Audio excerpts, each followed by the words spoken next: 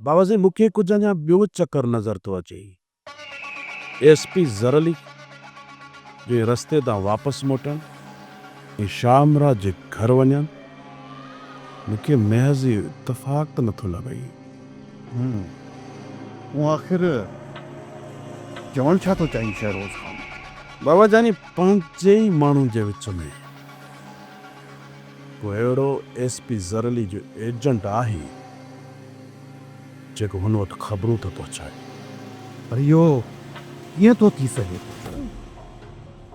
SP ते जिन बि माण्हुनि हमलो कयो उहे सभु ॿाहिरां घुरायल हुआ। उन्हनि सभिनी मां कंहिंजी बि एसपी सां ॾेख वेख न हुई।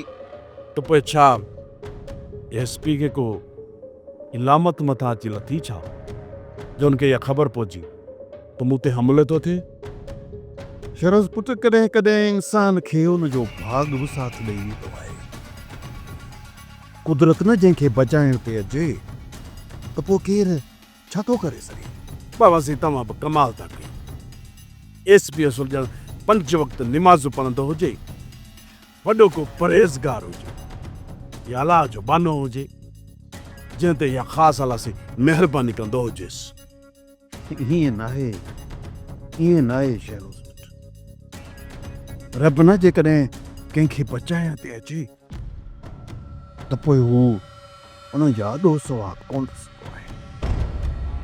बाबा साईं, जेकॾहिं तव्हां पंहिंजो पाण खे एॾो मज़हबी माण्हू सम्झो था न त पोइ सभु कुझु रब ते छॾे था ॾियूं। एसपी ज़रली जेको कुझु असां सां कयो न, रब से उन खां पाण हिसाब वठंदो। बसि असां हथ में हथ ॾेई वेही था रहूं। इन जो मतिलबु त तूं मूं ते चिथर करे रहियो आहे। ॻाल्हि चिथर जी नाहे बाबा साईं। असीं दाम ख़ुदा जी ख़ल्क़ जी नज़र में हिन समाजी मुनफ़ी किरदार आहियूं। बाबा साईं सिधी ॻाल्हि तव्हांखे ॿुधायां। शम्स खान बहादुर तुझो तोहफ़े मिला शुक्रिया। बेजान खान, शम्स को रखियल दुकान ते प्लास्टिक जो गुॾो न आहे जेके तूं ख़रीद करे केकर सुखड़ी तौर पेश करे सघे थो। म्या मूं खान बहादुर जे दिमाग़ में जेको हुनास हुयो उन खां आगाह पे केम थो थिए। बेजार खान, शम्स को अक जी माखी न आहे जेके हर को लाहे वठे। बाक़ी ॻाल्हि रही खान बहादुर जे दिमाग़ जे खुनास जी, उहो कढणु मुंहिंजे खाॿे हथ जो कमाल आहे। तुझी हिरफत खां मां चङी तरह वाक़ुफ़ आहियां शम्स। तव्हां ॿई नाले वारा ई वॾा सरदार आहियो, पर यादि रखजांइ बेजार खान, नांग जो डंग हाथीअ खे बि मारे छॾींदो आहे।